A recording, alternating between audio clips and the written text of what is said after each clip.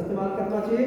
अथवा यदि गौमूत्र आप पी सकते हैं तो उसको गौमूत्र का पीना चाहिए। उसके बाद फिर हम कुछ औषधियों का उपयोग करते हैं। अब मैं आप लोगों को बताना चाहूँगा कि जो खाने पीने की चीज़ों का यदि हम लोग इस्तेमाल करते हैं तो बहुत सारी ऐसी चीज़ें जिसमें हम लोग ये मानते हैं कि खाना यदि हम खाते हैं तो कहीं कोई हमें बताने वाला नहीं है, ना हमारी दादी नानी, उसको भी अब पता नहीं है कि हमें खाना कैसे खाना चाहिए, क्या क्या चीज़ खानी चाहिए, क्या चीज़ मिला के खानी चाहिए, क्या चीज़ मिला के नहीं खानी चाहिए। दूध और केले का एक सामान्य उपयोग हम लोग कहते हैं, महर्षि सुश्रुत में भी लिखा कि दूध और केले को सामान्य रूप से मिलाकर नहीं खाना चाहिए। बहुत जगह लिखा, बहुत सारी हमारे ग्रंथों में लिखा। लेकिन आपने देखा होगा कि एक दुष्प्रचार किया जाता है जिम में और बहुत सारी चीज़ों में, यदि आप दूध केला खाएंगे तो क्या होगा, आपके शरीर का वजन बढ़ेगा। लेकिन जब दूध और केला अकेले अकेले खाया जाता है तो निश्चित रूप से फायदा करता है, लेकिन जब वो कफ की वृद्धि करता है तो हमारा स्रोतस अवरोध करता है और बहुत सारी बीमारियों को पैदा करता है। इसलिए केले और दूध को साथ साथ नहीं खाना चाहिए। ये दुष्प्रचार भी मत कहिए, इसको अज्ञान से उपजा हुआ ज्ञान कहिए। जो अज्ञान है उससे उपजा हुआ ज्ञान, हम शास्त्र को देखते नहीं और जो भी कोई चीज कहीं किसी ने कह दी और हम उसको मानने लगते हैं। लेकिन जब भी कोई ऐसी बात होती है तो उसको हमें शास्त्र सम्मत होना चाहिए, विज्ञान सम्मत होना चाहिए और उसका जो परिणाम सम्मत सारी चीज होनी चाहिए। जब भी कोई बात हम लोग करते हैं तो उसको इस ढंग से करते हुए, इस ढंग से सोचना हम सभी का दायित्व बनता है। एक चीज और है कि जैसे हम लोग कहते हैं कि जो भोजन के जो विरुद्ध है, लगभग 18 चीजें बताई है कि 18 तरह का विरोध भोजन के साथ हो सकता है। कि मात्रा का विरोध हो सकता है, संयोग का विरोध हो सकता है, काल का विरोध हो सकता है, देश का विरोध हो सकता है। देश का विरोध का मतलब क्या है कि हम यहाँ रह रहे हैं और साउथ इंडिया का भोजन खा रहे हैं, चाइनीज फूड खा रहे हैं, जो चाइना में होता है उसको खा रहे हैं, या चाइना में होने वाले फल को हम यहाँ खा रहे हैं, तो निश्चित रूप से आप स्वस्थ नहीं रह सकते। जिस देश में जो चीजें होती हैं, जहाँ जो जड़ी बूटियाँ होती हैं, जो खाना पीना होता है, उसी को यदि हम लोग लेते हैं तो फायदा होता है। फिर उसमें दोष विरुद्ध हो सकता है, वीर्य विरुद्ध हो सकता है, बहुत सारी ऐसी चीजें हैं जिसको हम लोगों को जानना चाहिए, लेकिन हम लोग ये नहीं जान पाते। और बहुत सारी ऐसी औषधियाँ हैं। मैं आप लोगों को बताना चाहूँगा कि जब भी हम कैंसर की बात करते हैं तो कैंसर क्यों होता है? कैंसर इसलिए होता है कि कोई भी सेल जब नियमित रूप से किसी इरिटेंट से टारगेटेड होता है, जब टारगेटेड होता मतलब बार बार उसमें इरिटेशन होगी तो उसमें उसका बिहेवियरल चेंजेस है, एक तरह से उसका जो स्वभाव है वो परिवर्तित हो जाता है। सामान्य रूप से हर तरह के टिश्यू की एक विशेष स्वभाव होता है। त्वचा का है, उसका अलग स्वभाव है, मसल का एक अलग स्वभाव है, खून का एक अलग स्वभाव है। वो कहाँ रहेगा, कैसे रहेगा, कितनी मात्रा में रहेगा, कितने दिन में वो बनेगा, कितने दिन में खत्म होगा, वो एक उसका स्वभाव होता है। उसमें एक तरह की इंटेलिजेंस है। तो जब हम टिश्यू इंटेलिजेंस की बात करते हैं, उस टिश्यू इंटेलिजेंस को हम डिस्टर्ब करते हैं तो कैंसर की उत्पत्ति होती है। तो ये टिश्यू इंटेलिजेंस की बात भी आज हम लोगों को जाननी चाहिए, जो आयुर्वेद के माध्यम से ही समझी जा सकती है। वर्तमान में अभी हम लोग मॉडर्न मेडिकल साइंस में टिश्यू इंटेलिजेंस की बात उतनी तेजी से नहीं करते जितनी तेजी से आयुर्वेद में हम इसको समझ सकते हैं।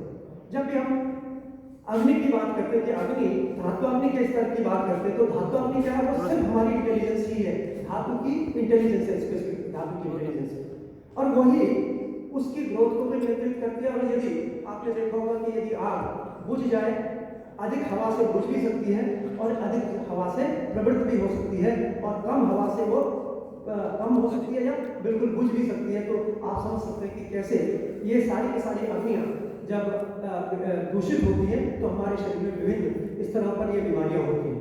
तो इन बीमारियों को ठीक करने का माध्यम ये आप समझिए कि औषधियों के माध्यम से हो सकता है, ये नहीं हो सकता, कम से कम एलोपैथिक माध्यम औषधियों के माध्यम से नहीं हो सकता। जब भी हम किसी सेल को मारने की बात करते हैं तो जो दवाइयां होती हैं उनको हम साइटोटॉक्सिक ड्रग कहते हैं।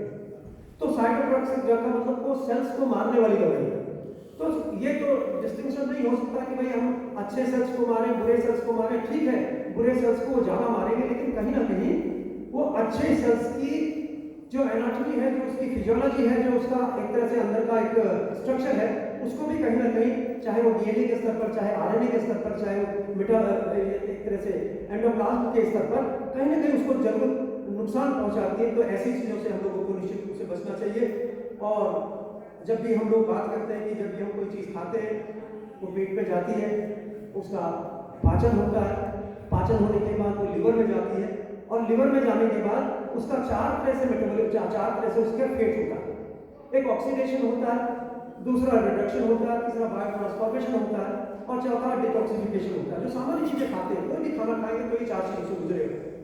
लेकिन शोध से पता चला है कि जब भी हम कोई केमिकल मॉलिक्यूल खाते हैं तो वो इन चारों प्रोसेस से नहीं गुजरता। कुछ तो गुजरते हैं, जैसे टेट्रासाइक्लिन खाया हमने तो वो हो सकता है कि ऑक्सी टेट्रासाइक्लिन में कन्वर्ट हो जाए। ऑक्सी टेट्रासाइक्लिन खाया तो हो सकता है कि वो उसका ऑक्सीजन निकल जाए और वो टेट्रासाइक्लिन के रूप में रह जाए। लेकिन बहुत सारे ऐसे मॉलिक्यूल हैं कि जो लिवर में जाते हैं, लिवर में जाके फिर वापस खून में आ जाते हैं, क्योंकि उसका मेटाबॉलिज्म नहीं होता। और उस मेटाबॉलिज्म ना होने की वजह से जब तक वो खून में रहते हैं, टट्टी और पेशाब के माध्यम से या बाइल के माध्यम से, पसीने के माध्यम से वो नहीं ठीक होते, तब तक वो शरीर को कहीं ना कहीं नुकसान पहुंचाते हैं, और विशेष रूप से लिवर को नुकसान पहुंचाते हैं। और जब भी हम लिवर के कैंसर की बात करते हैं तो 2 तरह का कैंसर हम लोग कहते हैं कि ये प्राइमरी और सेकेंडरी की बात। जब कैंसर वहीं से शुरू होता है तो उसको हम प्राइमरी कैंसर कहते हैं। और जब शरीर के विभिन्न हिस्सों में कहीं भी किसी हिस्से में कैंसर हो गया और उसके बाद लिवर को प्रभावित करता है, लिवर में भी यदि कैंसर की उत्पत्ति होती है तो उसको हम सेकेंडरी कैंसर कहते हैं। तो इसका मतलब कैंसर को रोकने में लिवर का कितना बड़ा योगदान होता है। आप ये समझ सकते हैं कि यदि हमारा लिवर ठीक होगा, हमारी अग्नि ठीक होगी, हमारा आम का पाचन ठीक से होगा, आम की उत्पत्ति नहीं होगी, तो हम रोग को रोक भी सकते हैं। रोग की चिकित्सा भी हम लोग इसके माध्यम से कर सकते हैं। और ये सारी चीजें बहुत महत्वपूर्ण है कि कैसे हम क्या क्या चीजें हम लोग खाएं। निश्चित रूप से बहुत सारी जो सामान्य चीजें हैं, जो जड़ी बूटियां हैं, जो हमारा खाना पीना है, उसमें ये कहते हैं कि जो फल है, जैसे अनार है, गाजर है, चुकंदर है, आंवला है, इसी ढंग से करेला है, बहुत सारी ऐसी चीजें, तुलसी है, बहुत सारी चीजें जो हमारी रोग प्रतिरोधक क्षमता भी बढ़ाती है और हमारी जो इंटेलिजेंस है इसकी, हमारी टिश्यू इंटेलिजेंस को मजबूत करती है। और कोई भी यदि ऐसी परिस्थिति होती है तो अपने को उसके हिसाब से मॉडिफाई करने की क्षमता रखती है। तो मैं समझता हूँ कि ये आज का उद्बोधन बहुत सारे लोगों को आपने सुनना होगा। अभी मैं समझता हूँ पूरे दिन भर ये कार्यक्रम चलेगा। पूरे देश भर से कैंसर की चिकित्सा करने वाले, कैंसर से प्रभावित लोग और कैंसर के विषय में जागरूकता पैदा करने वाले कमलकांत जी जैसे लोग और राजीव दीक्षित विचार मंच की जो पूरी टीम है, जो पूरे देश में, पूरे विश्व के लोगों को इस तरह की प्रेरणा दे रही है, वो अपना काम करेगी। उनके उद्बोधनों से, उनके विचारों से आप सभी लोग लाभान्वित होंगे। इन्हीं शब्दों के साथ आप सभी का हृदय से आभार, बहुत बहुत धन्यवाद, नमस्कार।